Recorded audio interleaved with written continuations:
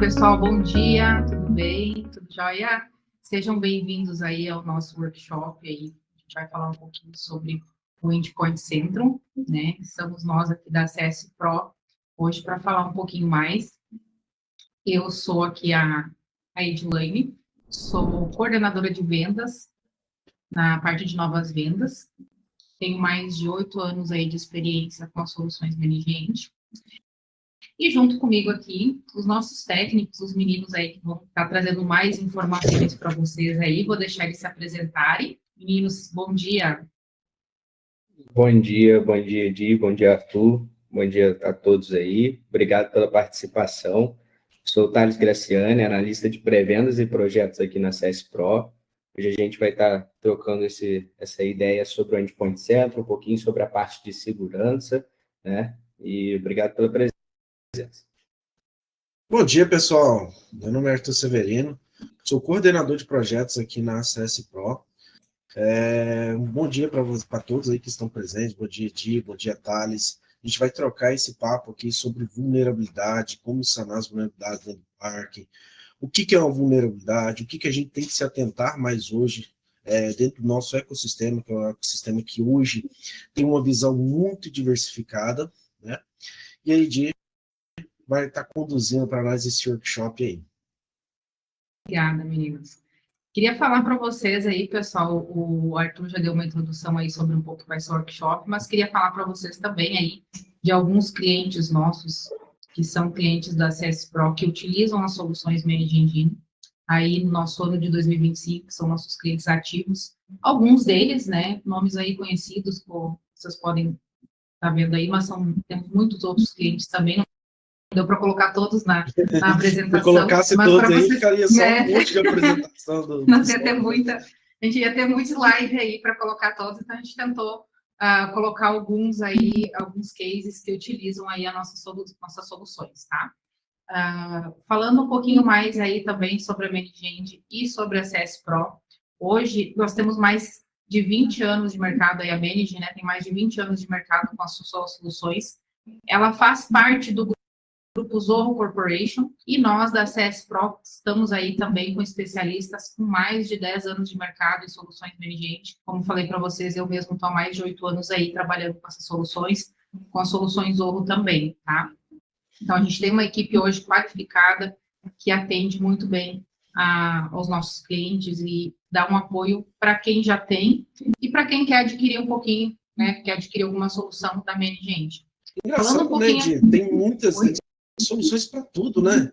Então, tem solução para os tópicos que a gente vai falar hoje, tem solução para análise de Active Director, mitigação de vulnerabilidades dentro do Active Director, gerenciamento de segurança, monitoramento. A Managed é completa, né, nesse quesito, né? Isso, e eu sempre digo que a Managed tem uma questão que eu acho muito interessante, que ela tem, tipo, eles falam famílias, né, a gente costuma usar esse termo, que são soluções da mesma família, que são do mesmo grupo. Então, a gente tem soluções para o AD, a gente tem mais de uma solução, tem solução para gerenciamento de endpoint e tal, que é mais de uma solução, mas também a gente consegue unificar elas. Então, aí que entra essa questão de, a gente tem o AD 360, o Endpoint Central, que é o que a gente vai falar agora. Qual que é o foco do Endpoint Central? É justamente a gente conseguir unificar, né, várias soluções, várias necessidades voltadas para endpoints numa única solução. E é isso que a gente vai trazer hoje, né, meninos? Que vai ser essa questão de uma parte do Endpoint Central que a gente vai tentar trazer para vocês, que seria ali essa parte de segurança, né, que é o add-on de Endpoint Security, ou que vai ter na versão Security também, né? Exatamente. Desmistificar, né? Desmistificar que a gente precisa de uma ferramenta para cada coisa hoje em dia. Hoje a gente já não precisa mais disso. Hoje tem tudo dentro de um console só. Nossa, que bacana, hein? Vamos lá. E isso, pegando esse gancho da Edi, né? Hoje a gente vai focar um pouquinho aqui na parte de security do Endpoint Central. Como o Arthur citou aí também, o Endpoint hoje é uma solução bem vasta ali, né? Com uma abordagem em diversos módulos, em diversas features, onde a gente consegue centralizar isso. E hoje nós vamos focar um pouquinho na parte de segurança, trazendo alguns cases, algumas dicas para vocês ali também, né? Sobre como ter essa gestão através do Endpoint Central, como gerir isso através do Endpoint Central. Aqui já estamos apontando, então, né, algumas das ameaças aí aos endpoints. A gente vai dar esse panorama inicial a vocês, depois ter o apontamento ali através dos módulos do endpoint. Então, trouxemos aqui algumas ameaças comuns aí dentro do nosso parque, né? Dentro de toda a estrutura ali de TI, e apontamos algumas ameaças específicas, né? Como a parte de malwares, a integridade de arquivos. Nossa, puxando desse gancho, o Thales, dá para você entender que hoje, né, principalmente a gente falando de tecnologia hoje, em se tratar de vulnerabilidade, a gente já não vê vulnerabilidade como há tempos atrás, que a gente só via vulnerabilidades como correções de patch ou algo do tipo. Então, a gente vai ter ali, por exemplo, vulnerabilidades hoje dentro do nosso parque, né, que já não depende mais de patch, depende de outros níveis de correção. É o exemplo que a gente está trazendo aqui, por exemplo, o vazamento de dados. Vazamento de dados nem sempre se corrige, nem sempre não se corrige, né, o vazamento DLP, né, não se corrige com patches. Então, a gente tem uma investigação muito mais aprofundada do que é as correções. Então, hoje, por exemplo, em se falar do mundo de alta disponibilidade, vamos falar do mundo de hoje, né, que é o que a gente pega muito em cases e implantações. Hoje a gente vê ali alta disponibilidade em tudo. Tudo. Não, o programa não pode parar, tudo tem que continuar. E a gente vê a inversão do papel hoje em dia. O que seria essa inversão? Em casos que eu estou pegando consultoria e implementação, alguns dos nossos clientes, eles tendem a retrair um pouco o update de servidores. Por quê? Essa gama de alta disponibilidade acaba fazendo com que cada vez menos os profissionais de TI hoje estão atualizando os servidores. E isso é um gap muito grande de falha de segurança. Exato. Porque a alta disponibilidade está obrigando a manter o servidor sempre ligado, a não restartar o servidor, a não aplicar patches. Por exemplo, pode vir um patch da própria fabricante que dá um downgrade em alguma aplicação. Por isso que, hoje em dia, estão se criando novos métodos. Por exemplo, o grupo de homologação que você falou um pouco tempo atrás, a gente estava até discutindo sobre isso, Thales. Grupos de homologação para depois aplicar em produção é um excelente método de utilização que está sendo utilizado hoje. E outros vazamentos, né? Igual, por exemplo, você está pegando implementações que hoje tem muitos ambientes híbridos, né, Thales? Sim, com certeza.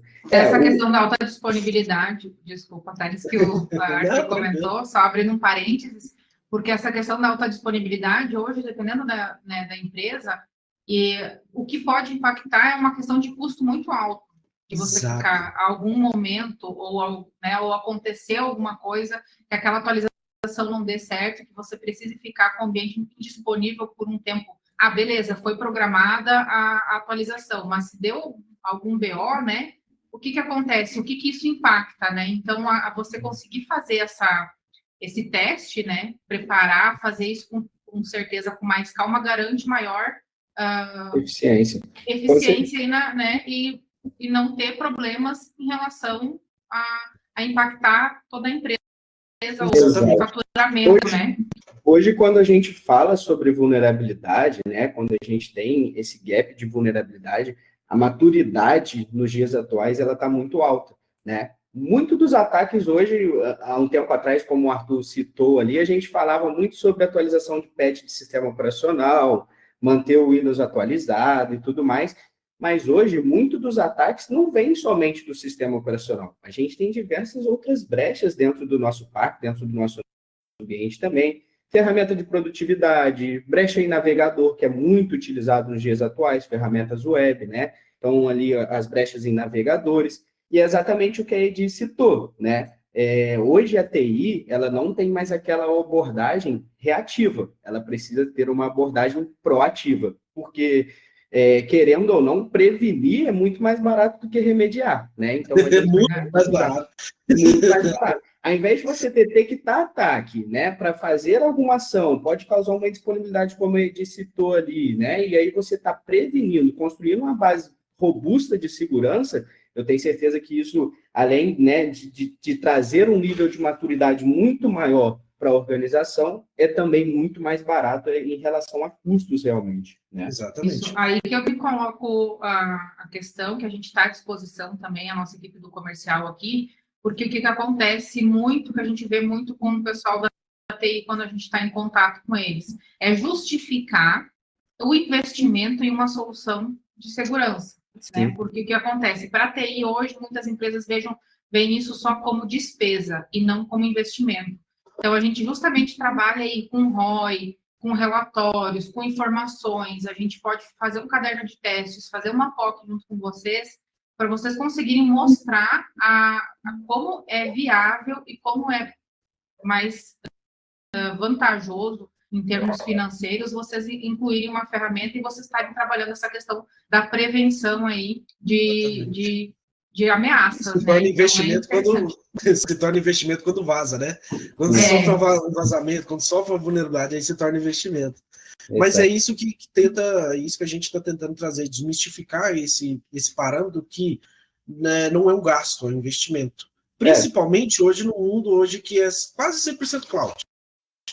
Então, hoje a gente acessa o e-mail, cloud, hoje não necessita mais de exchange específicos, locais, das infraestruturas. Hoje a gente tem muito ambiente home office, então a gente tem que ter a maturidade para esse ambiente. Porque dentro de casa, por exemplo, dentro da nossa empresa, a gente coloca um firewall de borda, o que não passar no firewall, beleza. E agora, e o colaborador que está em home office? E o dispositivo que está lá? Quem está usando o dispositivo? Como que está acessando? O que está plugando dentro do dispositivo? É isso. E isso, Arthur, a gente pega um entendimento também, né? Pegando até o que a gente já citou aqui agora. Hoje a parte de segurança, a gestão de vulnerabilidade, ela vai muito além do que você ter um firewall de rede protegendo a sua rede. Os meus servidores, eu tenho lá um EDR, eles estão protegidos por um firewall, eles estão totalmente seguros. Cara, mas e os seus endpoints, e as suas workstations, e os seus usuários, como é que eles estão utilizando isso? Hoje, uma das principais formas de ataque é o que a gente chama de movimento lateral. Você acha mesmo que os hackers, né, quem vai atacar ali o seu ambiente, ele vai tentar ir nos seus servidores, enfim, aonde teoricamente está mais protegido? Ele vai por onde está menos protegido. Quem está menos protegido? Utilização do usuário, né? Através dele acessar a máquina de um usuário ali, ele tem todo esse movimento lateral e podemos trazer uma vulnerabilidade em cima disso também. Verdade, a questão do usuário é um ponto bem um ponto principal, né? Um dos principais. Assim, hoje, uma das principais formas de ataque, querendo ou não, são pelos usuários, né? Inclusive, no nosso próximo slide, nós trouxemos aqui alguns pontos principais, né? Nesse caso, para não tornar o seu endpoint um alvo fácil, né? De como você proteger realmente o seu ambiente ali. Então, a gente vai complementar um pouco mais à frente, falando sobre a parte de conformidade, né? Toda a questão de compliance, políticas de segurança, remediação em ataques de zero day, falta de correções e atualizações que, querendo ou não, também é algo presente, ambientes híbridos ou remotos, conforme o Arthur comentou aí um pouco anteriormente também. Então, tem muitos os pontos que nós precisamos ali ter esse conhecimento, né? Entender, até porque nós não conseguimos corrigir, não dá para se proteger o que a gente não conhece, né? Então, muitos pontos que a gente precisa conhecer e entender dentro da nossa infraestrutura para aumentar ali esse nível de maturidade dentro do ambiente. Aí, o ponto que você colocou ali que é muito interessante. Usuários sem treinamento adequado. A cultura da empresa não está voltada para security. Porque não adianta você ter um ecossistema blindado, mas se você falar assim para o seu colega. Se você falar sempre para o seu colega, não é do sistema, é da cultura, é do usuário final. Você anotar num post-it e Você contou uma história, né, o Edi, há um tempo atrás, né, sobre o banco, né? Que pagaram um funcionário. Pagaram um estagiário, gente, para ele simplesmente, o cara foi na maior inocência. Pagaram para ele lá um valor assim, R$100.000 para ele chegar e plugar um pendrive na máquina dele. Ele não viu inocência, acredito eu, sei lá, imagino eu que você tenha sido, mas plugou o pendrive e assim, começou a puxar ali, chupar a informação, né? Coletar, e eles tinham uma ferramenta que fez a detecção que esse pendrive foi plugado ali e conseguiram prevenir o vazamento dessas informações, né? Então, aí que entra essa questão de você ter essa prevenção, de você pensar quando que a gente... Eu, pelo menos, nunca pensei que aconteceria uma coisa dessas, entendeu? Mas acontece, a gente nunca sabe. Não tem como. Então, a questão de prevenção é que nem seguro. Você paga para não precisar usar. Então, torcendo para não precisar, né? Torcendo para não precisar. Essa, né? A ideia é Abrindo só um parênteses aqui também, pessoal, se vocês quiserem, tem o nosso chat aqui de questões, de perguntas, vocês podem ir perguntando para a gente, qualquer dúvida, podem mandar durante a apresentação mesmo, para a gente já aproveitar o momento e, se precisar, já abrir para vocês aqui dentro da ferramenta mesmo e mostrar para vocês quais são as dúvidas que vocês têm, tá? Então, podem ir mandando as perguntas, que eu vou interrompendo os meninos aqui, vou questionando eles para a gente responder para vocês, tá? Perfeito. E nós vamos passar aqui também, pretendemos ser bem breve, né, nessa apresentação de slide. Depois a gente vai fazer o hands-on, mão na massa ali com vocês também, mostrar um pouquinho dentro do Endpoint Center para vocês também terem essa visibilidade de como é uma solução amigável, uma solução intuitiva de trabalhar, né? E com a ideia que citamos já do controle centralizado, de termos isso de fácil acesso ali em mãos, ter toda a minha gestão de vulnerabilidade, gestão dos meus softwares, meu inventário, entender o que acontece dentro do meu ambiente ali, né? Então, já pegando aqui, para a gente começar agora realmente a falar um pouquinho sobre o Endpoint Center, né? Já citamos alguns casos aqui. Vamos lá, começando pela base, né? No início ali, não falamos já sobre a gestão de vulnerabilidade, a importância da gestão de vulnerabilidade, de atualizações, de manter os patches atualizados. O Endpoint Center, então, no caso, ele vai mudar o jogo, transformando ali toda essa descoberta de vulnerabilidade de forma abrangente, num processo contínuo, proativo, né, onde a gente tem todo esse scan. E aí a gente está conversando aqui também, pessoal, para ficar claro, sobre o scan de vulnerabilidade a todos os endpoints, e aí estamos citando os 3 sistemas operacionais, tá? O Windows, Mac e Linux, e também aplicações de terceiros, né? Como a gente falou ali também anteriormente, muitos dos ataques hoje não vêm só do SO. Ele vem do browser, ele vem de ferramenta de produtividade, enfim. O Endpoint Center, então, ele vai ter uma abrangência nessa gestão de vulnerabilidade e aplicação de patch, que cobre mais de 1000 aplicações ali, né? Onde a gente consiga garantir que a gente está fechando todos os vetores de ataques comuns. E um dos gráficos ali, bem legalzinho, que eu particularmente eu gosto muito desse gráfico, que ali é a vulnerabilidade pela sua data de publicação, né? Então você consegue mistigar, né? E consegue apontar, falar o seguinte, eu tô vendo a minha vulnerabilidade, que ela tá ali há mais de 90 dias, sem correção. Então ela não foi aplicada dentro do parque, já foi liberado pelo fabricante, o fabricante falou que já soluciona, já fez todos os parâmetros, mas eu tô há mais de 90 dias com aquela vulnerabilidade dentro do meu parque. Então, isso aí é um indício que você consegue ter um dos pilares, né? Que é a visibilidade e a rastreabilidade do seu parque, que é um dos pilares da segurança da informação hoje. Então, você consegue ver o que está acontecendo e por que está acontecendo isso. Aí você consegue investigar, correr atrás, tudo. E entender também, Arthur, a priorização, né? A gente ter a priorização é algo básico ali da classificação pela severidade, né? Exato. O endpoint, ele traz para a gente o score dessa vulnerabilidade, a pontuação, quando ela foi explorada, ele traz todo um boletim em cima dessa vulnerabilidade, para que a sua equipe não fique mais, é o que a gente está falando, apagando incêndio. Olha, identificamos uma vulnerabilidade, vamos corrigir, né? Enfim, que não apague mais incêndio, mas que a gente tenha uma classificação também por severidade, priorizando o que vai ser corrigido, o que é mais severo, o que é mais crítico, ter uma estratégia, né? Quando a gente fala sobre negócio, TI voltado ao negócio, a gente precisa de estratégia. Então, a gente precisa priorizar. E aqui no gráfico, né, ele traz para a gente o que a gente tem de alta severidade, o que é média severidade, o que é mais baixo. Então, você consegue priorizar essas correções e garantir algo mais estratégico e mais crítico também dentro do ambiente. Não só a rastreabilidade, tornar essa correção também automática, né? Então, ter métodos ali, igual a gente falou um pouco tempo atrás, sobre a alta disponibilidade. Alta disponibilidade, ela fala que eu não posso parar. Então, ter políticas que segregam tempos adequados, que realmente respeite horários, só pode aplicar de entre meia-noite a 1 da manhã. Vai aplicar e eu sei que vai aplicar somente nesse horário. Eu não preciso ter medo de um erro no sistema, uma falha, vai atualizar em períodos que não são corretos. Então, eu tenho que manter ali a integridade do meu sistema, ele sempre rodando tranquilamente. Então, é por isso que essas políticas são muito bem adequadas e a gente tem que implementar essas políticas dentro do nosso parque. Exato. Então, o maior nível de consultoria que a gente tem hoje, entre os grandes cases, não é nem tanto aplicar, é como aplicar qual a maneira melhor de ser aplicada. A forma de gerenciar isso, né, cara? Exatamente. O Endpoint, ele tem uma gama de possibilidades da gente gerenciar isso. Olha, para servidores, toda vez antes de eu fazer um deploy de um patch, alguma correção no servidor,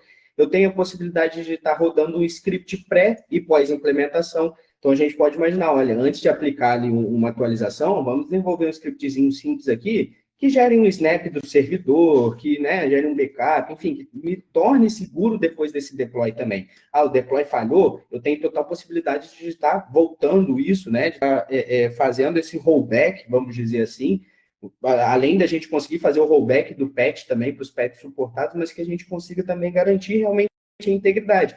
Um outro ponto muito importante, o workstation, né? Então, a gente conseguir trabalhar essas atualizações junto aos nossos usuários, dando a possibilidade do usuário, avisando o usuário, olha, temos uma atualização a fazer na sua máquina, isso é importante, vai corrigir tal coisa, enfim, a gente personaliza o que a gente quer que apareça para o usuário, a gente dá possibilidades ao usuário poder adiar aquilo até o final do dia, chegar no final do dia a gente força ele a fazer, enfim, então que você consiga gerenciar realmente de uma política, uma forma que isso realmente vai funcionar. Porque a gente sabe que se for deixar na mão do usuário, para o usuário startar uma atualização, uma coisa nesse sentido, não vai acontecer. Vai rolar.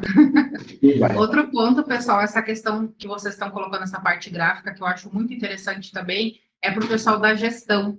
É uma forma fácil de conseguir visualizar. E então, isso traz para eles também. Então, para você gerir aí a equipe, ou conseguir trazer de forma fácil, de fácil visualização, os gráficos são muito bons também para esse ponto. Perfeito. Tranquilo.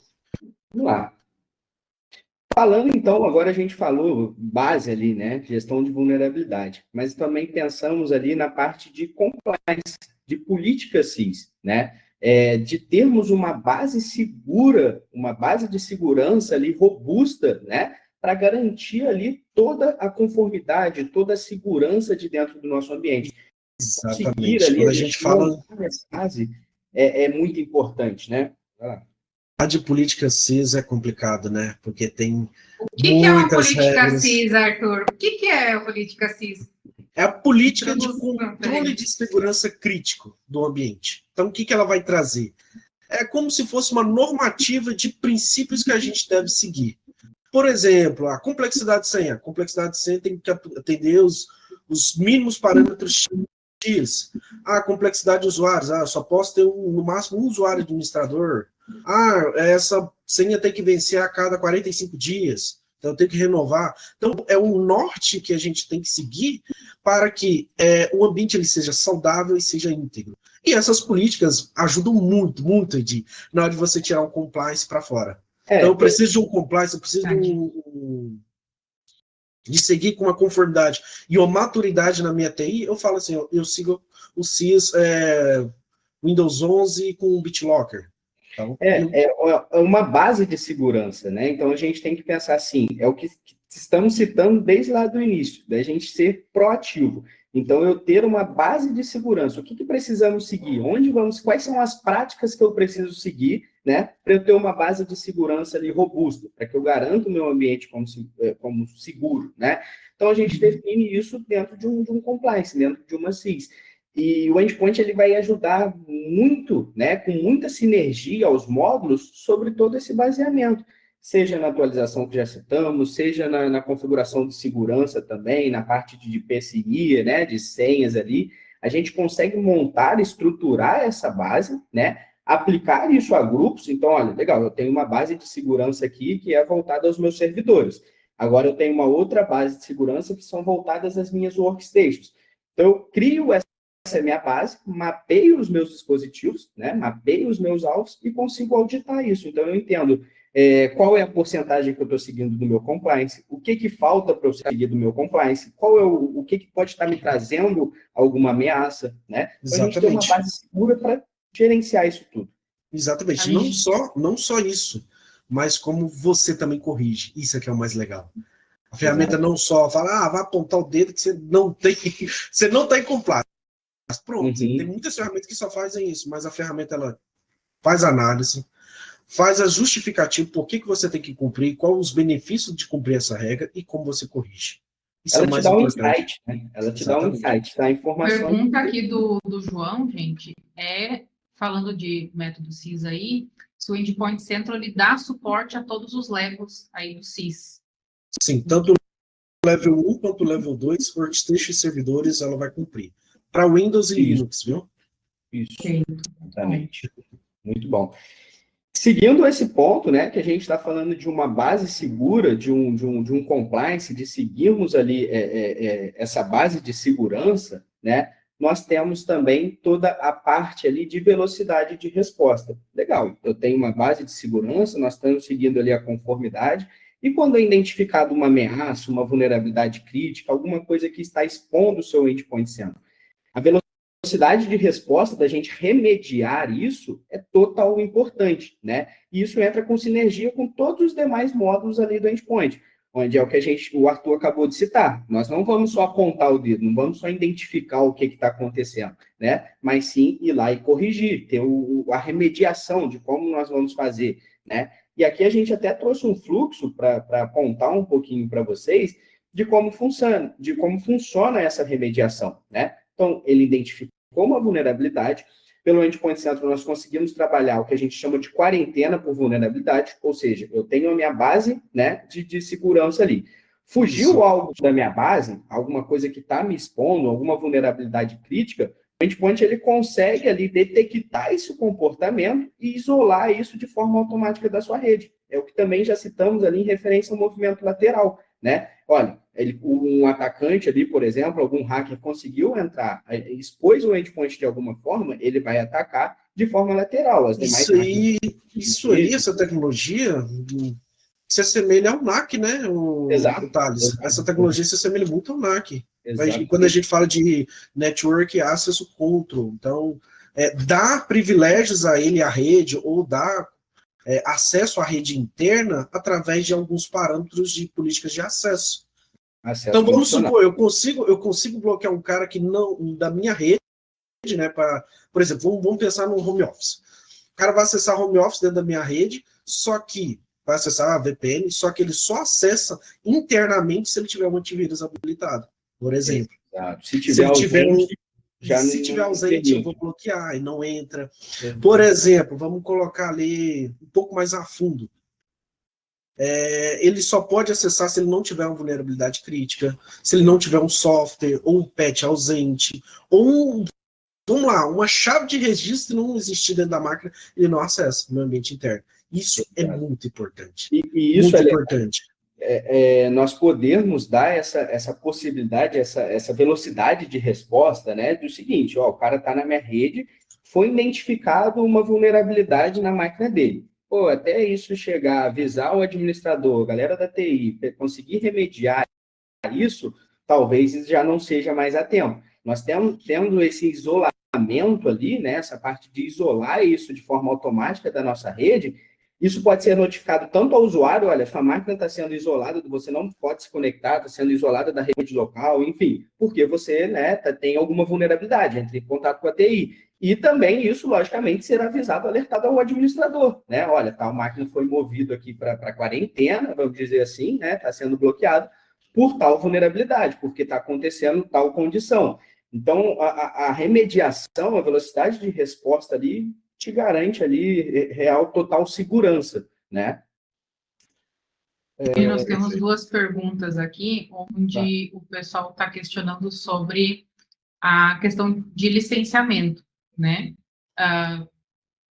Que versão, ou só o Vulnerability já vai trazer essa parte do módulo CIS aí, ou essa parte de remediação e reintegração? Qual licenciamento a gente precisa ter? Eu sei que entra nessa parte de licenciamento, quero validar com vocês aí, se realmente entra só essa parte do Vulnerability, ou tem que ser todo o Endpoint Security aí? Não, isso só pode ser pelo Endpoint Security, né, com o endpoint completo de versionamento, e também com só o módulo de Vulnerability, ele já traz toda essa parte de conformidade para a gente. Então, a gente pode pensar nas versões de entrada, vamos dizer, do Endpoint Central, com um complemento de vulnerabilidade, onde ele já vai estar entregando todo esse controle SIS, todo esse isolamento, essa quarentena ali, né? Ou até mesmo com a ferramenta de forma completa na versão Security, ele já aponta também. Mas está voltado, então, ao módulo de vulnerabilidade, o Vulnerability, no caso. Seja standalone ou seja junto ao endpoint. Então, ele pode estar como add-on, né? Ele pode entrar como add-on, ou também na versão Security. Então, a gente tem o add-on de segurança, então vai entrar na versão Security, porque essa parte de remediação aí também, a gente precisa ter outros módulos aí que estão na versão Security. Então, você pode ter o add-on de segurança, o add-on Security, ou a versão Security mais completa. Então, eu tenho a versão Enterprise hoje, gente. Eu posso comprar o add-on do Endpoint Security, né? Não precisa ir direto para a versão Security mais completa. Mas, no final, a gente vai deixar os contatos aqui para vocês também, ou se vocês já têm contato, se vocês já têm a ferramenta, podem procurar o account de vocês para a gente liberar um trial para vocês testarem. A gente apoia também para vocês verem esses add-ons, tá? Boa. E aí, até pegando esse gancho, a gente já vai para o nosso próximo slide aqui, né? Que você comentou sobre a versão Security, que teria diversos outros complementos também, como o Browser Security, que vamos citar agora, né?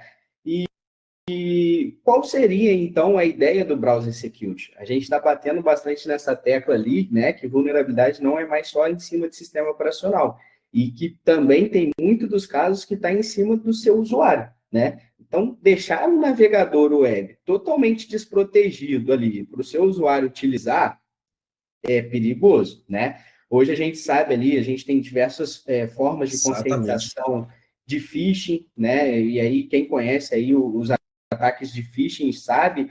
Às vezes a gente roda um ataque de phishing aí dentro de alguma empresa, já vi rodar dentro de algumas empresas aí, né? Às vezes, poxa, num boleto, num anúncio, num alerta, enfim, exatamente igual você. Às vezes você recebe um boleto mensalmente ali do seu cartão de crédito. Isso já é comum para você. Chegou no próximo mês, você recebeu esse mesmo boleto, com uma pequena diferença, o que a gente chama de phishing, né, do ataque de phishing, você clicou, fez um download, alguma coisa nesse sentido, infectou a sua máquina, né? Então, é muito importante que a gente tenha esse controle total a partir dos nossos navegadores. Exatamente. O que é feito download, que horas pode acessar, URL, personalização do próprio browser, como que ele vai se agir, quais são os favoritos, enfim. Hoje a gente fala aqui em questão de controle de browser, pessoal, a gente fala de uma maneira um pouco mais mecânica, que é o que a gente tem no mercado, o que é mais acessível dentro do mercado hoje. A gente bloquear o Fire de borda. Isso é o mais acessível hoje no mercado. Infelizmente. O que a gente vai trazer? A gente vai trazer uma gestão do navegador. Essa gestão do navegador, ela vai trazer, vamos puxar o gancho de novo, política CIS do navegador. Então, autopreenchimento, salvar senhas, vamos lá, tem mais coisas ainda, por exemplo, execução de script web, JavaScript, né, dentro de uma página web, várias outras injeções de códigos afins do que a gente pode ser capturado durante a navegação do usuário comum em si, além de você saber o que está sendo acessado, né? Consigo limitar alguns sites, por exemplo, Minos? Tipo, não quero que tal site seja acessado. E o melhor, Edi, o Browser Security ele vai trazer para a gente também toda a parte de auditoria e identificação de quais são as tendências de uso, ou seja, o que os seus usuários estão utilizando, os sites, as extensões, enfim, o que está acontecendo dentro dos seus navegadores. A gente está batendo na tecla do usuário aqui, né? Cara, hoje eu fui e bloqueei redes sociais dentro do meu ambiente. Amanhã o meu usuário foi e conseguiu acessar através de uma nova URL, enfim, ele deu um jeito lá de conseguir acessar. Então, eu ter essa auditoria, esse insight de saber o que está acontecendo, me ajuda completamente na hora de eu montar a minha lista de bloqueio. O que não pode ser acessível. Ele me mostra o que o pessoal está acessando, a gente vai bloqueando conforme isso ali. E aí temos 2 padrões. Bloqueia tudo e permite só o que realmente vocês conhecem, é confiável, vamos dizer assim, né? Ou permite alguns e bloqueia as específicos ali. Então, a gente consegue trabalhar... Pode fazer um whitelist, um blacklist, né? Exatamente. Os sites que são permitidos e não são permitidos e bloquear o que... E identificando, que é o mais importante. Não adianta eu ter um blocklist ali, ó, montei aqui o nosso blocklist inicial, que não é permitido dentro do ambiente, né? E dentro desse blocklist, amanhã ou depois o seu usuário ele vai achar uma brecha, ele vai conseguir, sei lá, acessar por um outro URL, de alguma outra forma. Então, eu tenho essa identificação, essa auditoria do que está acontecendo, é o que também já citamos lá no início, não dá para remediar o que a gente não conhece, não dá para proteger o que a gente não conhece, eu consegui ter essa auditoria, essa visibilidade do que está acontecendo, para cada vez mais a gente ir criando essa blocklist, no caso, né? Ok. Demais. Perfeito. Então, vamos lá. App Control. Pessoal, esse também seria um módulo muito importante da versão Security, que também pode ser contratado como um add-on, como a Edi citou anteriormente ali, né? E o que o App Control vai trazer para a gente é muito específico ali, até parecido do que a gente já falou sobre o browser, né? Mas a gente entender o que tem dentro do nosso ambiente, como é que está a proliferação ali desses softwares. A gente chama de um desafio Shadow IT, né? Que é a TI de sombra, alguns falam TI de sombra, alguma coisa nesse sentido, a gente não saber o que tem dentro do nosso parque, né? Quais os aplicativos que os meus usuários estão utilizando, o que eles estão instalando, isso pode te comprometer de diversos pontos, né? Pode comprometer em referência a licenciamento, o seu usuário está instalando um software licenciado, craqueando esse software, ou que utilizando ali versão trial. Ele pode comprometer desempenho, então o usuário ele vai lá, faz o download de um monte de aplicativo, de coisa que ele acha que vai utilizar, aquilo ali vai estar comprometendo o desempenho da máquina dele, ele vai lá reclamar que a máquina dele está lenta, alguma coisa nesse sentido, e fora todos os outros pontos que isso pode estar te causando. Tem a questão de softwares privilegiados, né? Aplicações que são necessárias ali de um privilégio para serem acessadas. Exatamente. É o que é mais buscado hoje. É o que é mais privilégio buscado. Aquela compliance, é privilégio zero. Vamos dar um privilégio zero para todos. E o que precisa, a gente vai... É o zero trust total, né?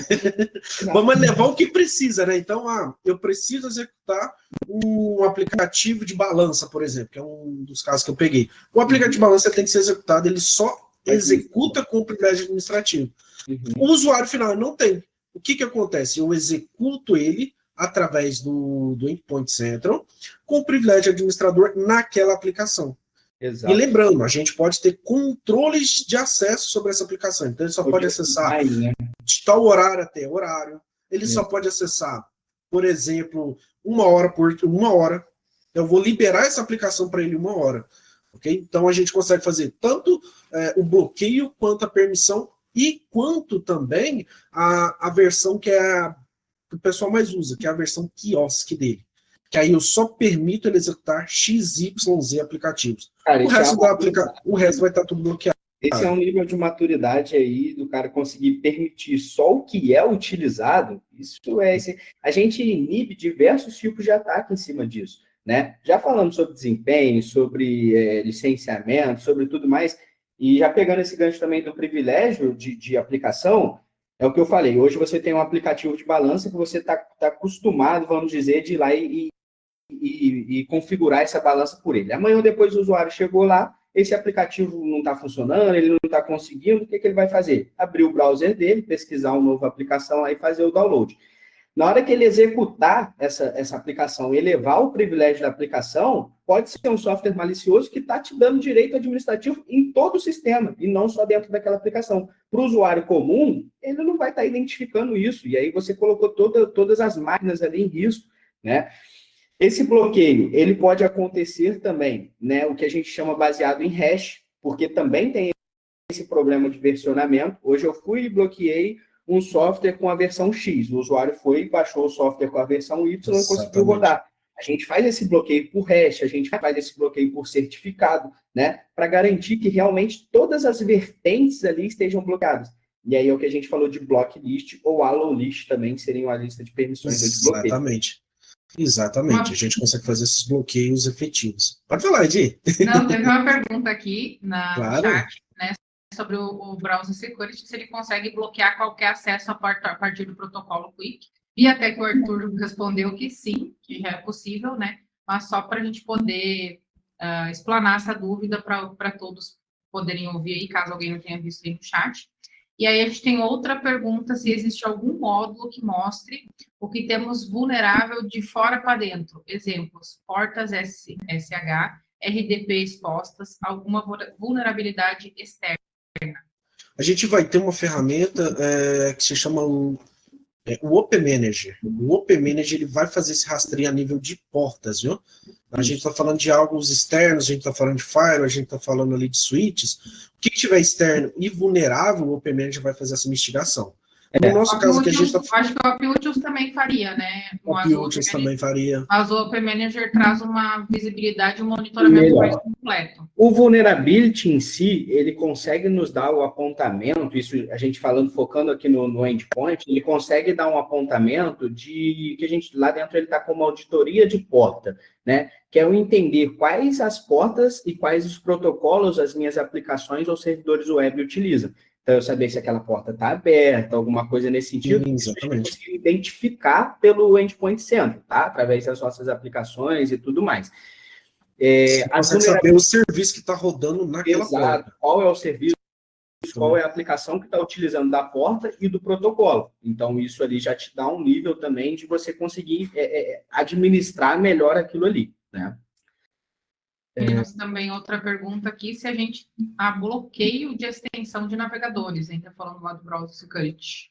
Perfeito. Extensão, bloqueio de instalação, a gente consegue também, através do browser, fazer essa instalação em massa. Então, você vai criar também a sua allow list do que é extensão ali autorizada, né?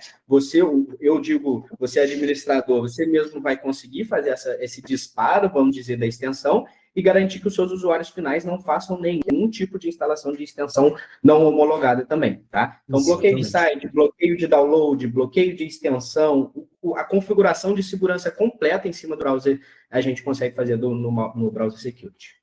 Até tem uma questão também, falando aí de aplicativos e tal, que eu acho muito legal, muitos clientes gostam, não sei, às vezes temos alguém que não é cliente da gente ainda, não tem o Endpoint Central ainda, é a lojinha, né? Bom, a lojinha de Endpoint Central, onde você consegue colocar lá quais são os aplicativos que o usuário, aquele usuário vai poder instalar. Então, a equipe de dev tem uma lojinha lá que vai ser o que ele consegue baixar e instalar na máquina dele, porque é permitido. O pessoal do RH, administrativo, vendas, enfim, cada setor você pode, de acordo com o perfil do usuário, criar uma lojinha para aquele canal lá, para eles conseguirem ter os aplicativos que eles podem estar instalando sem a necessidade aí de ter um usuário de mim, por exemplo, para fazer a execução. Sem você ter necessidade do seu usuário ter privilégio algum na máquina. Ele pode ser um usuário comum, um usuário zero privilégio. Se tiver publicado dentro da loja, que a gente chama de lojinha do endpoint, né, o autoatendimento, mesmo que sem nenhum privilégio, ele vai conseguir instalar algum software, claro, se isso tiver permitido por vocês, né? Então, é mais um ponto da gente zerar privilégio dentro do nosso ambiente ali, de que ninguém tem privilégio e a gente faça tudo pelo Endpoint Central realmente. Perfeito. Vamos lá, seguindo. Outro ponto muito importante, né? Saber o que está sendo plugado. A gente já até deu um spoiler. Ganhei naquele exemplo que eu dei. Exatamente. Deu até um spoiler, né? Isso eu vi um case recente também, isso é interessantíssimo, porque faz total sentido. É o seguinte, um pendrive infectado lá com malware, com backdoor, com keylogger, enfim, um pendrive infectado, ele foi de forma intencional perdido no estacionamento da empresa, né? E aí a gente está falando sobre o usuário ali, ser humano, não tem jeito. O funcionário curioso foi lá, né? Pegou aquele pendrive, pendrive perdido, vou ver o que tem nisso aqui. Plugou esse pendrive na máquina dele lá, né? Já era. Ele infectou a máquina, ele instalou um keylogger, ele abriu um backdoor, enfim. Então, você não ter... Podia ser aquele pendrive que a mulher colocou fora cheio de criptomoeda, entendeu, cara? Não, podia ser ele, né? Podia ser ele. Né? Não, eu já peguei um caso durante uma implantação que um funcionário, ele pegava, baixava o filme na máquina empresarial, colocava o filme no pendrive e assistia em casa. Então, agora, da onde que veio esse download? Da onde que ele estava baixando? O que tinha por trás disso? Exatamente. É bem isso complicado. Isso aí entra alguns pontos também, tem algumas empresas aí que às vezes, né, vai identificar, coloca aí a nossa ferramenta de flow, né, o nosso NetFlow, e vai lá ver, o pessoal tá com dificuldade aí, tá com lenta, mas é por quê? Porque tem gente baixando filme, assistindo filme, aproveitando aí a internet, a banda, para a gente conseguir baixar filme. Isso é uma... Ter o pico de consumo ali, às vezes você não está identificando por que tem um pico de consumo ali dentro do seu ambiente, você vai ver o usuário lá jogando, baixando filme. Normal, cara. Eles não e até além, vai lá e pluga um controle de Xbox ali, na máquina. Exato. Né? O controle tá ali, o dia inteiro. Esse é o ponto. O controle é você controlar, é o que a gente está falando, a sinergia com toda a base de segurança. É você controlar a aplicação, é você controlar navegador, é você controlar Exatamente. O que é conectado dentro do seu ambiente. A gente está dando um exemplo aqui, agora, poxa, beleza, do cara de forma, vamos dizer, inocente, plugou um pendrive.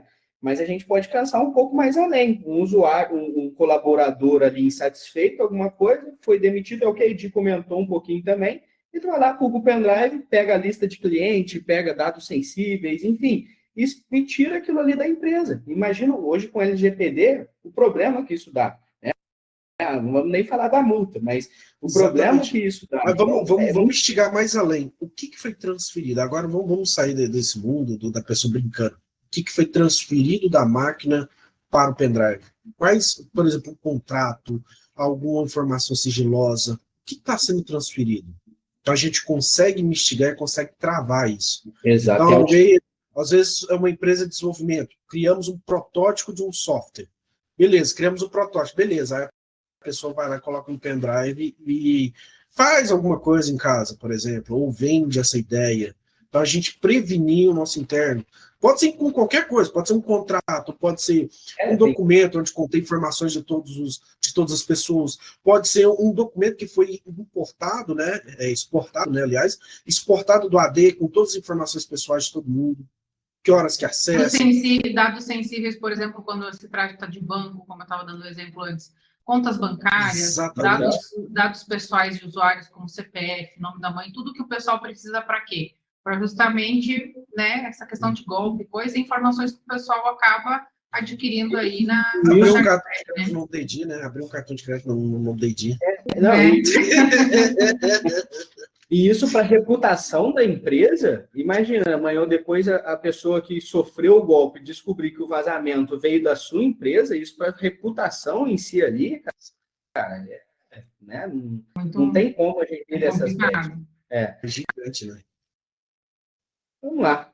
Agora, né, parte de anti-ransomware. Isso também, apesar de não estar totalmente ligado ao controle SIS ali, é uma base também, é o que a gente está comentando, sequestro de dados sensíveis, né? Então, a gente ter esse problema de sequestro de dados sensíveis já aconteceu, tem cases recentes aí de hackers que atacaram, pegaram os dados, criptografaram esses dados, né? E ele vende, vamos dizer, a devolução. Né? Olha, eu estou com os seus dados aqui, está tudo criptografado. Se você quiser de volta, eu te vendo isso aqui. É uma forma também que acontece muito. E o anti-ransomware do Endpoint Central, ele funciona de uma forma muito legal, diferente dos antivírus tradicionais, porque ele estuda comportamento, né? E é o que a gente falou, é remediação, é ser proativo, não é esperar acontecer. É estudar, atualizar, né? Ele identificou ali, olha, tem vários arquivos sendo criptografados aqui de forma massiva. Ele identificou esse comportamento, ele bloqueia. Né? Ele restringe essa criptografia, ele consegue trabalhar ali, bloquear essas tentativas de criptografias dos arquivos críticos, né? Então, antes mesmo disso, talvez chegar lá na TI, esse alerta chegar, ou foi identificado o que aconteceu, o anti-ransomware ele identificou o comportamento anômalo e bloqueou isso ali. E além, tem a questão também da restauração automática. Além dele bloquear, dele conseguir remediar que isso aconteça, caso aconteça, né, ele consegue reduzir, minimizar muito o impacto disso. Por quê? Ele tem a possibilidade de estar restaurando também esse arquivo. Ele consegue, tem a capacidade de restaurar os arquivos para o estado anterior, antes dele ter sido infectado. Exatamente. Voltar a fazer o restore, né? Fazer o restore da aplicação, da pasta, enfim. Exato. Não, isso é maravilhoso. E aí é detecção de comportamento. É detecção de comportamento. Eu não preciso ir lá ficar olhando lá o Endpoint Center, o relatório o dia inteiro e, poxa, eu estou vendo aqui que mais arquivo foi criptado. Enfim, não tem aquela identificação porque ninguém tem alertas aí, dados, né? Alertas aí em tempo real, né? Exato, em tempo real ele identifica o comportamento. É um comportamento anômalo, beleza, e já corta, já tira isso. Se realmente era para estar acontecendo ou não, aí depois vai ser resolvido, vai ser remediado. Alerta, né? Vamos travar a primeira, né? Exato. Pessoal, agora vamos lá, hands-on, né? Vamos dar uma olhadinha lá no Endpoint Central mesmo, na ferramenta, um pouquinho. Arthur, vou parar aqui. Colocar a mão na massa, pessoal, se vocês tiverem dúvidas agora, quiserem ver na prática aí, já comecem a mandar suas perguntas. Opa, estão vendo aí, pessoal? Estamos sim. O Arthur já abriu aqui a nossa ferramenta. Começando por ameaças e patches. Exatamente, é o que a gente investigou e o que a gente falou. A ferramenta, ela mostra hoje, né, tudo que está acontecendo dentro do parque. Então, o que ela vai discutir, o que ela vai trazer de relevância? Todos aqueles gráficos que a gente viu, né, que eu e o Thales comentamos bastante sobre eles vão estar aqui. Então, gráfico de vulnerabilidade por linha de temporal. Então, quantas vulnerabilidades foram detectadas de ontem para hoje, por exemplo? Eu consigo investigar de ontem para hoje quantas vulnerabilidades foram detectadas novas. Temos configurações incorretas a nível de sistema. Não é patch, é configuração, né, não, Thales? Exato. Às vezes alguém deve uma aplicação rodando sem SSL. É um registro, né? O que a gente tinha comentado de registro, tem a questão das configurações corretas de servidor web também, então HTTPS desativado, um TLS desativado. A gente não está falando só sobre patch, né? A gente está falando sobre toda a abrangência ali mesmo. Assim como também vai ter uma classificação do sistema, né? Como é que está o meu sistema? Ó, tem 4 sistemas que estão vulneráveis aqui, ó. 4 sistemas gerenciados, 4 estão vulneráveis. Lembrando, esse aqui é um ambiente de demonstração, esse é um ambiente aqui para a gente ver isso mesmo acontecer. Ok? E um dos pontos que a gente investigou, que a gente falou um pouco sobre conformidade. Então, o ponto de conformidade ele é muito amplo e a gente vai trabalhar com a principal conformidade, né, que é a CIS, a política CIS. Ok? Então, basicamente, dentro da ferramenta, a gente pode criar diversas políticas, né? Então, tem diversos repositórios de políticas, onde elas vão trazer para a gente o que eu tenho de regras a serem cumpridas para estar em compliance com elas. Então, eu vou colocar aqui a... É o que o João tinha perguntado, inclusive, no chat, né? Sobre as bases ali da política CIS ali. Agora a gente consegue mostrar para ele tudo que o próprio endpoint conta isso, né? Muitos, mas muitos. São 123 regras no total aqui. São essas 123, claro, né? Escalonadas ali pelo nível, pela complexidade, pelo tanto de regras. Então, tem política CIS que eu tenho no Windows Server 2019, eu tenho 6 regras. O Política CIS Microsoft Windows 2011, já com o nível 2 Enterprise de segurança, eu já vou ter 483 regras a serem cumpridas dentro da ferramenta. Então, eu vou vir aqui e vou clicar. Quando eu clico, eu consigo viabilizar quais são essas regras. Então, eu tenho políticas de conta. Então, dentro da política de conta, eu tenho as políticas de senha, por exemplo, o histórico de senha. Então, ele vai trazer o resumo do que é essa configuração, a justificativa, por que eu preciso ter e como que eu vou corrigir. O mais importante, como corrigir. Como Exatamente. E essa correção via Endpoint Central, viu, pessoal? Via Endpoint Central ali, a gente vai fazer exatamente por aí. Exatamente. Então, a gente tem diversas outras políticas que a gente tem que investigar, diversas outras políticas que a gente pode configurar dentro do ambiente, controle de painel de controle, se pode ou não desinstalar um software, se isso vai de acordo com a CIS ou não vai. Dependendo do level, você pode colocar, ok? E como que isso aqui vai aparecer no nosso parque. Então, eu já criei minha política, eu falo que eu tenho uma política XYZ aqui, e dentro dessa política, se chama essa política aqui, ó, política POC. Então, aqui, eu vou mapear. Então, eu criei minha política, agora eu vou mapear em quais sistemas que eu quero essa política. Essa política está sendo empregada dentro do meu grupo estação de trabalho, porque eu estou avaliando todas as minhas estações de trabalho aqui hoje. Eu consigo investigar, eu consigo ver quais computadores estão dentro desse grupo de trabalho que estão dentro da política, e eu consigo validar as políticas que foram varridas. Então, eu tenho o ecossistema completo do que eu cumpri, o que eu não cumpri, que é o score, né? Exato. É o que a Edi falou, isso não só para quem está administrando, mas para quem está gerenciando também, né? Você conseguir exportar uma tela dessa aí, enviar para o gestor, enviar para o administrador ali, enfim. Então, a forma gráfica, né? A forma amigável que o Endpoint Center entrega a informação também é muito importante. Exatamente. Até para você conseguir passar para a gestão, ó, fiz toda a atualização, tá tudo bonitinho, né? Exato. Uma forma visual boa, né, de ver. Olha, por exemplo, o Daniel, né? Ele perguntou se tinha alguma forma de mitigar, tinha alguma forma de varrer, por exemplo, se o acesso remoto habilitado.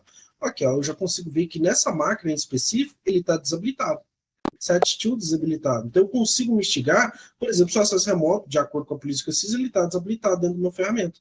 Então, ele já vai trazer tudo que eu cumpri e o que eu não cumpri dentro da ferramenta. Por exemplo, política de senha. Eu tenho o que eu cumpri e o que eu não cumpri. Então, tem diversos outros parâmetros aqui que a ferramenta vai trazendo esses insights. E a gente também, além da política CIS, que a gente tem que validar, né? A gente tem esse carinha aqui, ó. O Thales gosta muito dele. Esse eu acho importante. Basicamente, eu vou criar uma política, eu vou demonstrar a criação de uma política, né, mostrando aqui do início ao fim, mas eu também vou mostrar o resultado que ela impulsiona. Então, dentro da criação de uma política, o que eu tenho? Eu tenho, primeiramente, nosso alvo, né? Então, o meu alvo vai ser, por exemplo, estações de trabalho, que é o meu grupo. Estações de trabalho. Ah, não, eu já tenho um grupo com já está com outra política.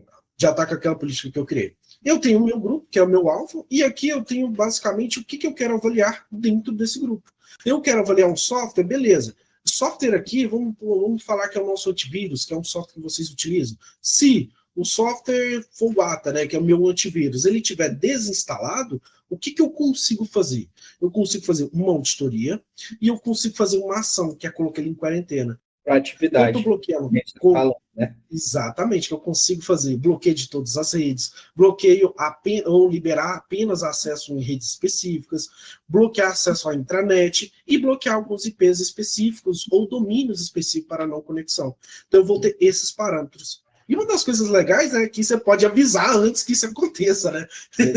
Então vamos supor, eu tenho uma política aqui, eu implementei o Endpoint Center. Tem uma política que em 30 dias eu tenho que estar 100% em compliance. Beleza, 30 dias, beleza. Então eu vou falar o seguinte, que eu vou avisar, eu vou criar um período de carência de 15 dias para o usuário se adequar.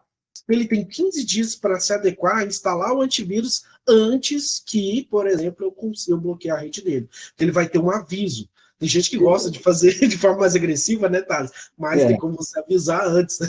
É o nível de maturidade, é o que a gente fala, é o nível de maturidade. A gente está inserindo a política, a gente pode ser um pouco mais flexível, né? A política foi inserida, cara, zero trust, minha maturidade está lá no alto, eu não posso ter isso dentro do meu ambiente, então bloqueia e depois resolve, remedia e depois resolve. A questão do risco, né? Qual que é o risco, né?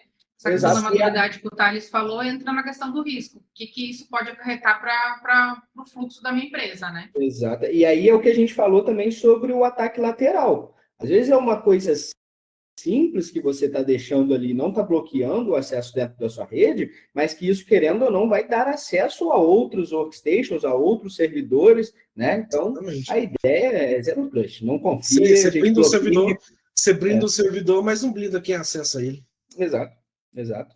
Então, aqui a gente vai ter, por exemplo, eu criei uma política, né? Então, eu criei a política para estações de trabalho, que ela vai trazer com qual parâmetro? Se o software ATA, né, que é o nosso antivírus, ele está desinstalado. Se ele tiver desinstalado, eu vou ter o resumo. Quais são os sistemas que estão em compliance? Quais são os sistemas que não estão em compliance? Quais sistemas que estão varrendo? Quais sistemas que estão dando falha e por que deu falha? Então, a ferramenta ela fala sempre o porquê dessa falha. E eu tenho aqui uma máquina que não tem esse software instalado. Então, eu não achei nem software. Ó, ele já vai trazer, ó. um software não foi encontrado, o software não foi validado e ele está com o tipo de no complexo. O que eu consigo fazer com isso aqui? Eu consigo pegar todo mundo que não tem um software específico, ou eu consigo pegar todo mundo que não tem parâmetro específico para estar dentro da minha rede. Então, lembrando, vai acessar uma VPN, tem que ter um antivírus. Vai acessar a VPN, tem que ter a mitigação de vulnerabilidades correta. Faça essa maturidade dentro do seu ambiente. Okay? A gente fala um pouquinho, pode falar.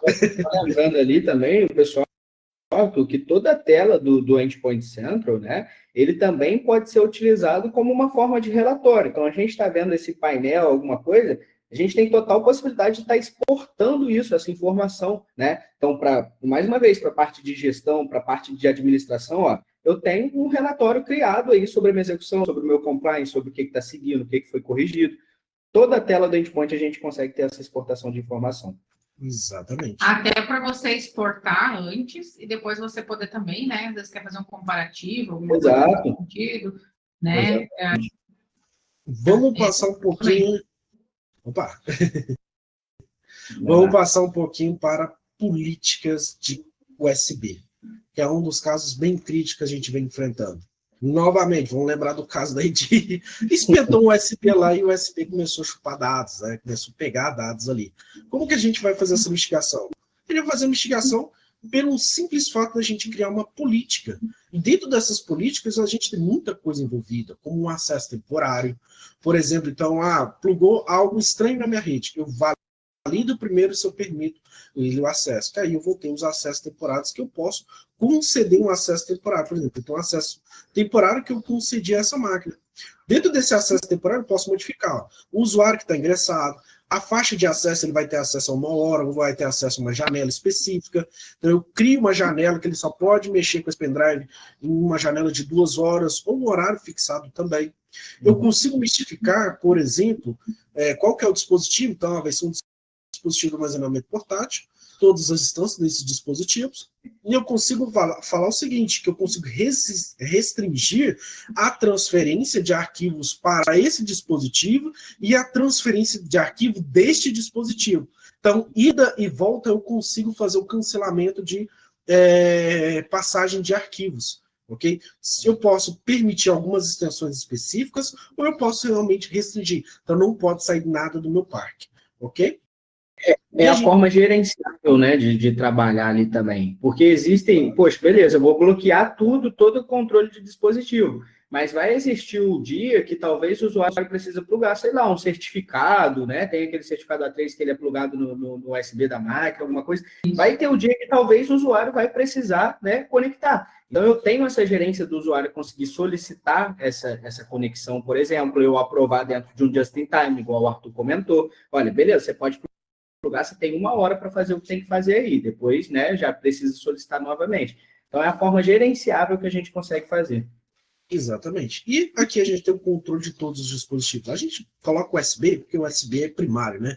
O USB todo mundo usa, mas vamos falar o seguinte, eu tenho controle de tudo que é plugado.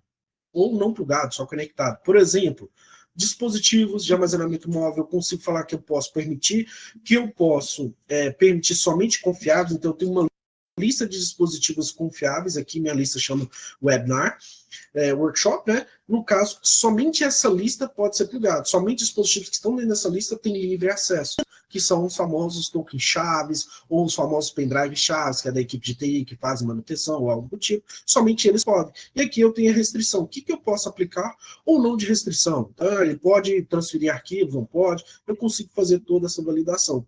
Além disso, eu tenho, por exemplo, dispositivos Windows, então um HD externo, se pode ou não pode, dispositivos via Bluetooth, se eu posso ou não posso conectar. A gente tem até um pouquinho mais, né? Vamos por mouse e teclado, eu vou restringir quais exatamente os mouse e teclados. Em uma implementação específica, eu nunca tinha utilizado uma experiência particular, mas eu utilizei o bloqueio de mouse e teclado por um momento específico. Por quê? No ambiente do cliente, era um ambiente onde ele fazia alguns eventos de esporte. Nesses eventos de esporte, tinha catalogado quais são os mouses e teclados que poderiam ser utilizados durante a competição. E outros mouses e outros teclados, para evitar algum mouse, algum programa dentro do mouse malicioso, né? não poderiam ser logados. Então, a gente catalogou mouse e teclado para ser utilizado durante essa competição. Foi muito legal a gente catalogar mouse e teclado, é fora do comum do que a gente percebe, mas eleva o nível da ferramenta que está preparado a diversos cenários e cenários que a gente nem pensa que pode funcionar, que é nesse caso aqui. Verdade.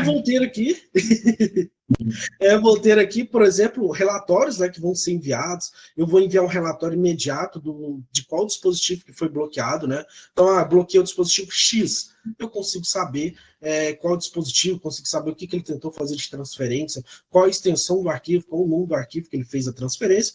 E, novamente, a gente tem ali uma política de habilitar a solicitação.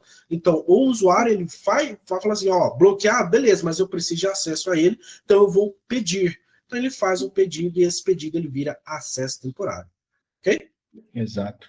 E a gente vai ter todos os insights, né? Então, a gente consegue ver tudo, né? Resumo dos dispositivos bloqueados. A gente consegue ver todas as informações. Pessoal, temos duas perguntas aqui. Uma eu já vou ir respondendo, que é a do Daniel, que ele perguntou, eles já têm um módulo de gestão de patches, né? Então, para pegar essa parte de conformidade, é só com um add-on? Aí, no caso, essa parte de patches, essa parte de conformidade, ela vem no Endpoint Center de vocês, provavelmente ali onde aparece ameaças e patches, deve aparecer só patches para vocês, né? Por quê? Porque essa parte de ameaças e conformidade, ela vai estar no add-on do vulnerability. Exato. Então, você pode colocar um add-on de vulnerabilidade ou o upgrade para a versão security, se você tiver interesse nos outros módulos, como o app control, device control, browser security, né? Ou se não, só essa parte, que aí vai habilitar a parte de ameaças e a parte de conformidade, tá? A outra pergunta é em relação ao anti-ransomware, meninos. O anti-ransomware grava tipos de comportamento de ransomware para evitar ataques futuros e causar menos impacto? Sim. E eu gostei, os dois, ó, firmeza. Mas, né? Que é isso, o poder da dupla. Basicamente é o que a gente falou, né? A parte do anti-ransomware, diferente dos demais, dos antivírus tradicionais, ele tem o que a gente chama de machine learning, né? Que é o estudo de comportamento, seja do comportamento do usuário, seja de um ransomware já identificado outra vez. A solução ela tem essa inteligência de identificar e se vierem próximos, ele já identificou aquilo, então ele já tem uma remediação. É a inteligência por trás ali dessa remediação também. Tá? Exatamente. Então, total sentido. E no caso que ele falou, prevenir impactos futuros, vamos pensar para um cenário. Ele tem uma aplicação que ele faz algumas movimentações ali. A aplicação em si é segura, todos os parâmetros, mas ela tem comportamentos que podem se assemelhar a um ransomware. Por exemplo, o que acontece? Nesse caso, vai ser identificada a vulnerabilidade, então vai no dashboard aqui. Ainda bem que no meu aqui não tem nada, né? Mas vai ser identificado, então se eu vim aqui para outra plataforma, ele vai ser identificado que ele tem algum parâmetro. Opa, deixa eu só pegar aqui. Vai ser identificado que ele tem um parâmetro ali.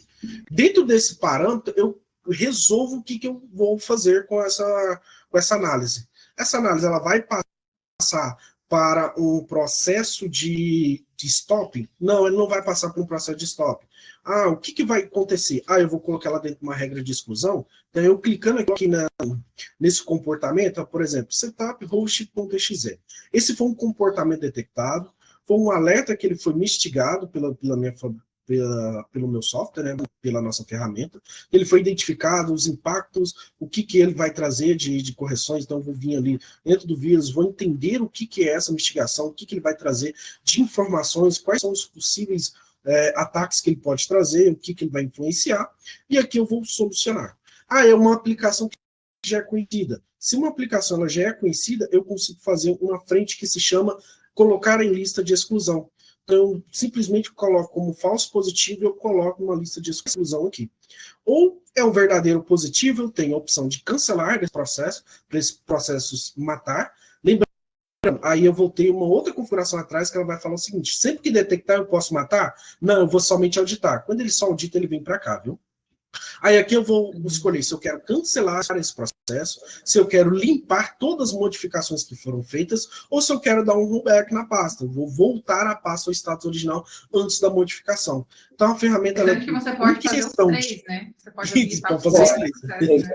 Não precisa só escolher entre um ou outro. Exatamente.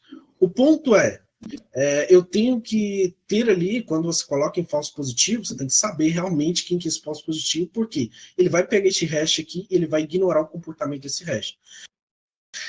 O comportamento em específico, como que ele vai detectar esse possível ransomware, isso aí é uma informação sigilosa da manager, porque se eu dou a receita para você de qual comportamento que eu vou analisar, simplesmente você consegue criar algo para driblar esse comportamento. Então é uma informação sigilosa da manager que tem a machine learning ali por detrás para fazer uma aprendizagem ali. E só um spoiler, não que seja somente um comportamento, tá? É um conjunto de comportamentos ali que ele vai pegar essa informação exatamente para evitar isso, né? O hacker ele vai estar estudando a forma de passar. Então a gente tem que estudar mais de um comportamento para entender também.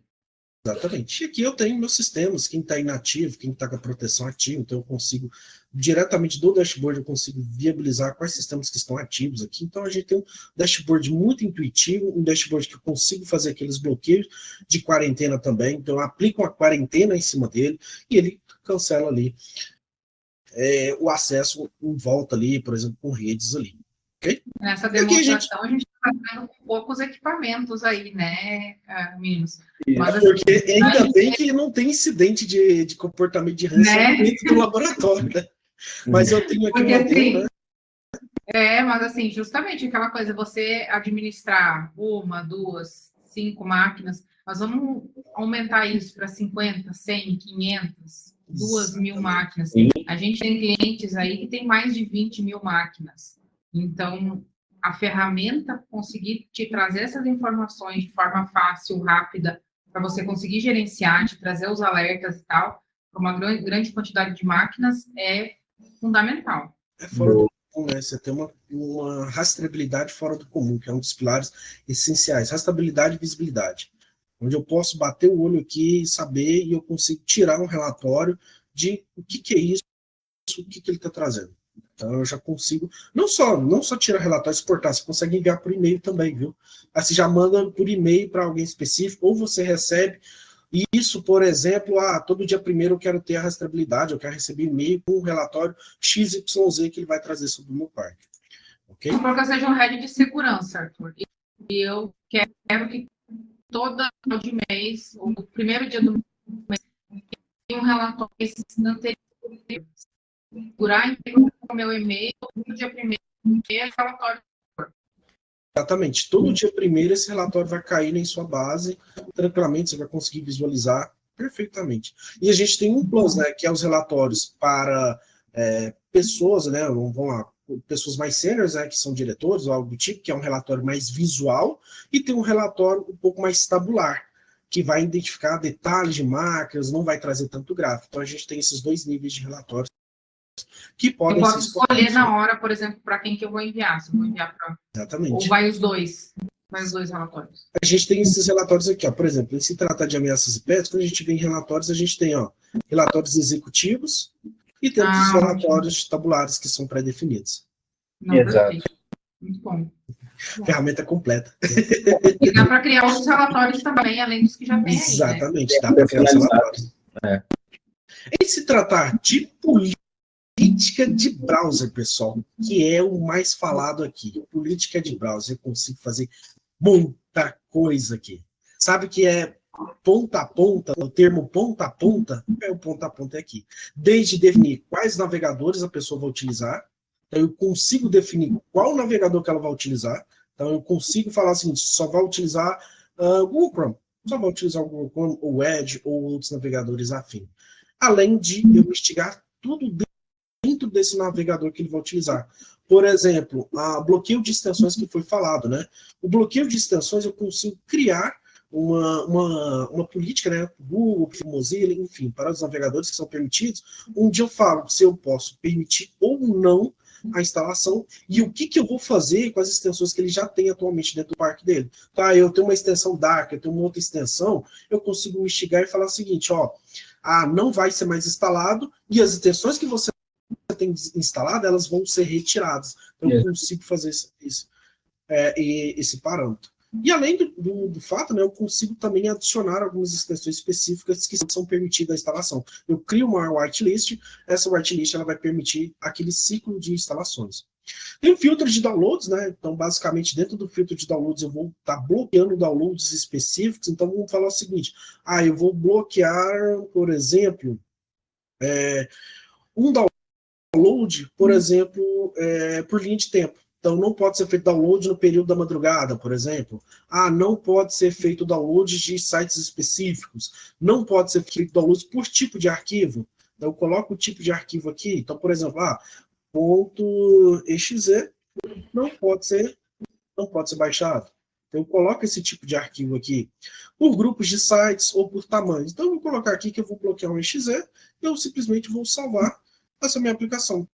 Então, eu bloqueio o download de exe. Simplesmente eu vou fazer o seguinte, eu vou implementar a política nos meus computadores. Eu vou implementar a política nesse carinha aqui. Simplesmente isso que eu fiz. Então eu já consigo investigar, já consigo travar o download de exe.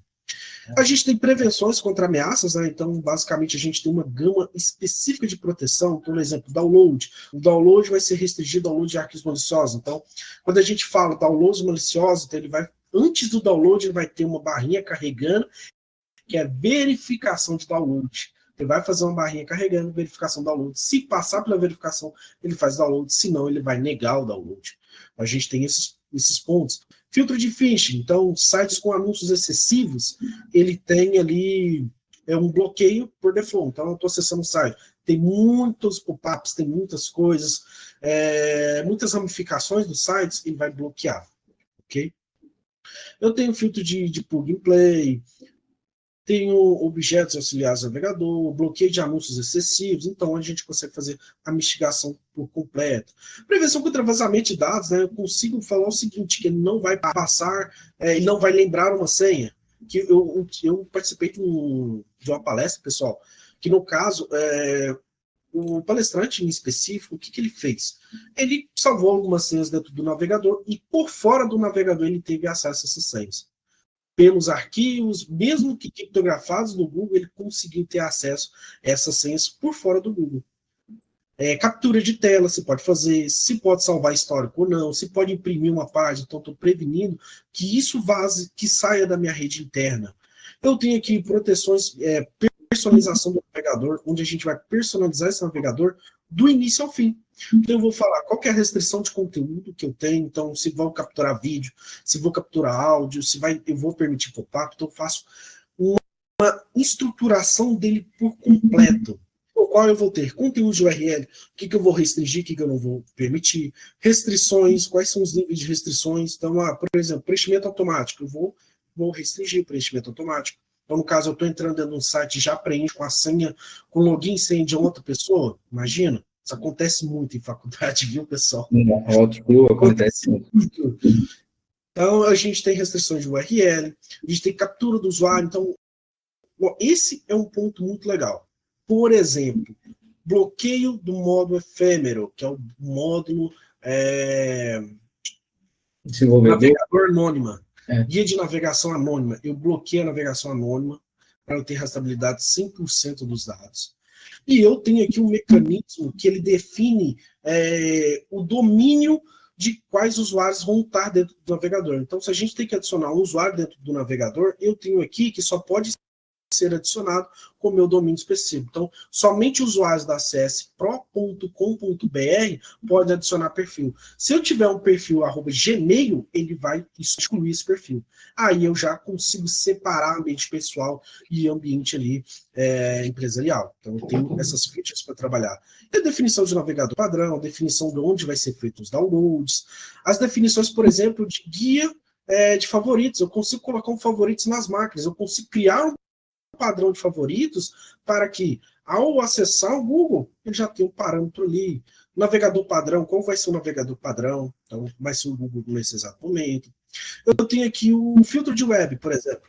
filtro de web é bem legalzinho, que eu consigo bloquear diversos acessos ao web. Por exemplo, eu vou vir aqui e vou falar o seguinte, esse site aqui vai estar bloqueado. Esse site aqui vai estar bloqueado. Eu consigo fazer o bloqueio em cima dele. Ele vai me trazer a feature do bloqueio. Inclusive, aí você consegue até personalizar. Ele vai tirar a feature do bloqueio e vai personalizar aqui para mim. Personaliza então, que vai aparecer, né, para o seu usuário também. Você pode escolher de redirecionar ele para pode pensar em redirecionar ele para um anúncio de conscientização já também. Então ele tem toda bota um anúncio de conscientização para redirecionar ele. Então a gente, né, tem diversas possibilidades. Muito bem lembrado, você pode redirecionar. Então esse filtro de web pode ser um redirecionador também. O ponto é que sempre coloca aqui o WhatsApp do diretor, viu, quando bloquear. Para 5 horas da manhã, se acessou um site errado, você manda lá no WhatsApp do diretor. Pergunta por que foi bloqueado. Então, você pode, assim, pessoal. Vai trabalhar, galera. Então, basicamente, a gente tem esse bloqueio. Então, a gente consegue fazer esse filtro de web. Tem um isolamento de web. Então, o filtro de bloqueio é para você falar o seguinte, tais locais não podem ser acessados. Quando a gente vem para o isolamento de web, somente tais locais vão ser acessados. Então, você vai ter essa diferença. Então, a gente isola toda a web e coloca aqui um range de sites que podem ser acessados. O resto, já era. Não vai ser acessado por dentro da ferramenta. E a gente tem as restrições de navegador, onde a gente consegue restringir quais navegadores não vão ser utilizados. Então, a gente tem um whitelist e uma blocklist, o que vai ser utilizado ou não dentro do ambiente. E a gente tem aqui os insights, né? Quais são os navegadores que eu tenho, se eu tenho conformidade ou não, qual que é a minha porcentagem de sistemas que estão vulneráveis. Eu tenho os complementos, então eu consigo saber quais extensões que tem, então, plugin e extensão, eu consigo viabilizar.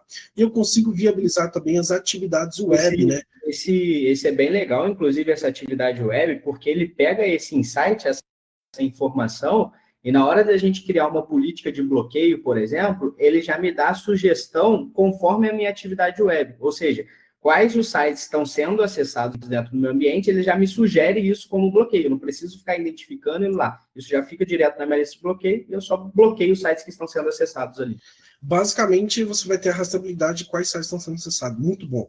Agora, a gente acabou de ver, né? Eu acabei de fazer uma varredura, você vê como que é rápido a ferramenta, e eu já consegui saber, por exemplo, não estava varrida a minha máquina, eu consigo saber quais extensões que eu tenho na minha máquina. E eu consigo clicar nessa extensão e saber certinho quais são os computadores que estão dentro dela. Então, eu tenho nesse computador essa extensão específica. Aí você vai achar um monte de extensão. A ferramenta ela tem um painel de, por exemplo, extensões possivelmente maliciosas. Então, ele tem insights que vão trazer esses parâmetros.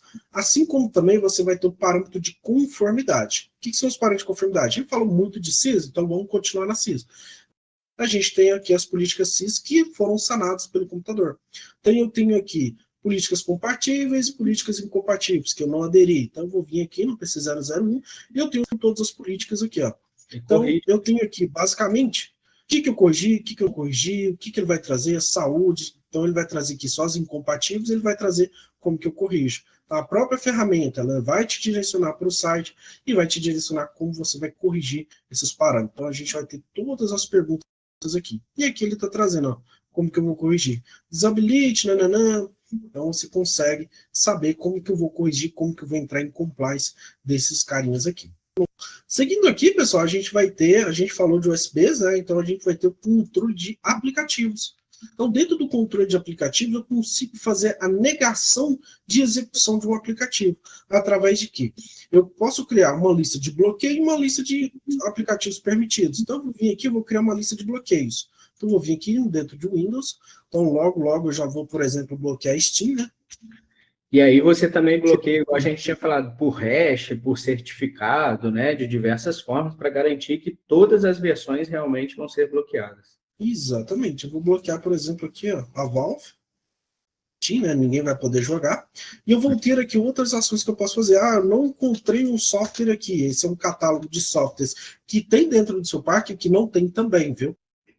Ah, eu não achei tal software aqui, mas eu queria bloquear só para prevenir. Então, eu vim aqui, vou vir adicionar, e eu tenho aqui por fornecedor, por nome do software, eu tenho aqui por executável verificado, e aqui também eu tenho por hash. Então, eu adiciono o hash aqui, e ele já vai ser bloqueado automaticamente dentro do meu ambiente. Com essas duas políticas aqui, tanto permitido e bloqueado, a gente vai fazer a inserção delas, que é muito simples. É eu escolher o grupo, por exemplo, estações de trabalho, e eu definir. Ah, eu quero fazer o bloqueio de software. Pronto. Dentro desse bloqueio Esse grupo de software, pode ser mais detalhado, né, Arthur? Você pode, como pode exemplo ser. ali, estações de trabalho, mas pode ser por setor, pode ser Exatamente. Pode ser conforme for por... configurado dentro do endpoint, né? Isso, inclusive esses grupos eles podem trabalhar de forma dinâmica, né? Você não precisa ir lá e selecionar as máquinas que fazem parte do grupo. Você cria um dinamismo, um critério, ele reconheceu esse critério, ele já faz esse agrupamento automático. Então, se amanhã ou depois você instalou um novo agente, e esse agente está dentro de um critério de um grupo, ele já aplica essa política também de forma automatizada. Então, você garante essa base. Você garante a automação, né? Automação. E lembrando, a gente vai ter tanto o módulo de auditoria, que eu só vou fazer o bloqueio que realmente eu devo bloquear, quanto o modo restrito. Dentro do modo restrito, o que ele vai trazer? Ele vai trazer o seguinte parâmetro: tudo vai ser bloqueado, a não ser a lista de permissão. Aí você vai ter que tirar aquela lista e colocar a lista de liberar apps. Somente os aplicativos que estão liberados vão ser executados, e o usuário ele pode solicitar ali ao decorrer, né? Ele precisa de um software, ele vai lá, ó, eu preciso do software X. Aí ele vai lá e solicita o acesso ao software X, onde você vem aqui para o Just in Time, e dentro do Just in Time você vai ter ali a solicitação, e dentro dessa solicitação você vai definir qual horário que pode ser utilizado, quais listas de permissões, ele vai poder fazer elevação ou não, que é o nosso próximo tópico, né, que é o gerenciamento de privilégio, onde você vai ter uma aplicação dentro da ferramenta que ela vai executar de forma automática. Então, eu vou ter uma elevação de privilégio automática sobre essa aplicação. Então, privilégio zero, zero day. Então, eu vou ter privilégio zero em cima de um usuário, mas que ele vai ter o privilégio de executar uma aplicação que só roda como administrador dentro do parque. Ok?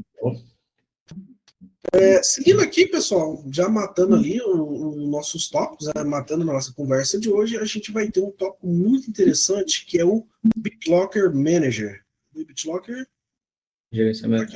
Esse a gente acabou nem apresentando ali durante o slide, né? Mas que é muito importante pela base CIS lá também, né? De a gente conseguir aplicar, gerenciar toda essa criptografia de disco via Endpoint Central. Exatamente, aqui a gente já tem um resumo, né, de como que está o parque, né? Totalmente criptografado, ainda precisa sincronizar dados, ou ainda não pegou dados, qual máquina que eu tenho criptografado, como que vai ser o match de criptografia. Então, isso aqui é extremamente importante, que o endpoint ele consegue validar isso aqui para você. Então, você cria uma política, então eu até escolhi a política que eu tinha, mas eu vou criar uma aqui. Então, a gente tem uma política, por exemplo, política padrão, onde eu consigo tanto encriptografar uma máquina, quanto desencriptografar. Então, eu tenho os dois mundos aqui, específicos aqui.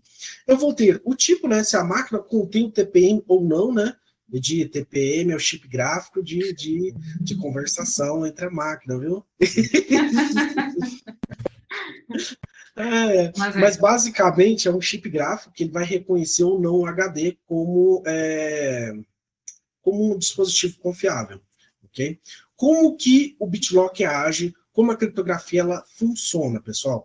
Ela vai fazer o seguinte: a partir do momento que eu peguei esse HD, onde está meu sistema operacional, e mudei ele de dispositivo, coloquei um outro notebook, a criptografia ela vai ser acionada. Porque o HD não conhece o TPM ou não conhece a placa-mãe que é originária dele. Então, mudei, ele vai pedir. Se eu voltar, ele não vai pedir. E se eu mudei e coloquei a senha de criptografia, ele vai pedir de novo? Não vai pedir de novo. Viu? Ela vai ficar ali, vai ficar salva em cache ali.